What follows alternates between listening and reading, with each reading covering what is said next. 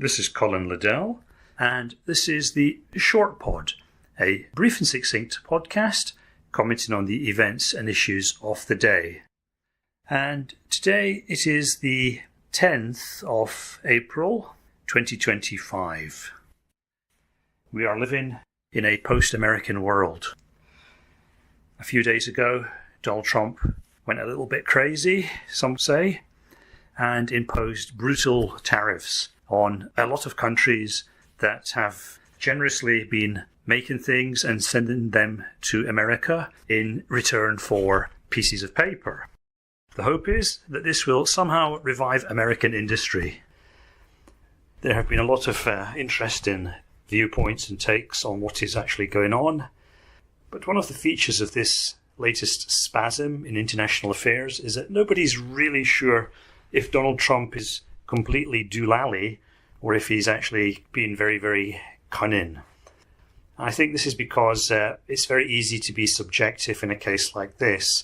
It's very easy to let your emotions react to the situation or your personal interests react to the situation, etc. So I think in order to analyze this correctly, you need to have some kind of objective analysis to measure it against.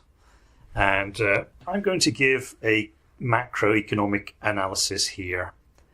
Now, what we have is a country, America, which seems to import a lot more than it exports. A lot of the exports that it does export are actually taken not because the other party wants them, but as a kind of generous gesture to offset the massive trade imbalance. For example, I would say that a lot of countries in NATO, a lot of European countries, they buy American weapons not because they really want to, but because they feel they have to buy something from America. Same case with Japan. Japan buys American military hardware not because they really want to, not because they couldn't make it better and cheaper and more efficiently, but because they feel they have to buy something from America to support Japanese companies exporting to America. Likewise, with a lot of American agricultural goods, a lot of countries don't really want to buy America's agricultural produce that much, and if they do, they want it a lot cheaper, but they kind of twist their own arms and buy American produce in a kind of diplomatic attempt to slightly offset this enormous trade imbalance. So like I said, what we have is a country that imports a lot more than it exports. Also, I could point to American cultural imports. I think we could do without a lot of this Hollywood garbage, etc. Now, this is all detail. The main point, as I've said already, is that America imports a lot and it exports very little, and what it does export is not that much desired. So what is the macroeconomic function of America? Well, America is, in my view, it's a kind of Bitcoin. It's a kind of gold, at least functionally. Now, America's trade deficit really dates from about 1970, when America came off the gold standard. Up to that point, I think America generally balanced its trade. It exported and imported roughly similar amounts of goods and services. And since it became a kind of fiat currency, since the gold standard was abolished, America has gradually increased its trade imbalance. And so America and, of course, the US dollar, that is the driver of global economic demand, because you have this big hungry baby sandwiched between Canada and Mexico that is voraciously hungry for all the world's goods. America's like a giant cuckoo's egg, and the world attentively and industriously works very hard to provide America with a lot of goods and items that America craves. Now, in the process, this creates demand and it creates a sense of value because you're getting this kind of mythologized piece of paper in return. And the dollar has been mythologized by 20th century culture, much in the same way that gold was mythologized by, let's say, Neolithic and Bronze Age culture. It became this mystical conduit of value.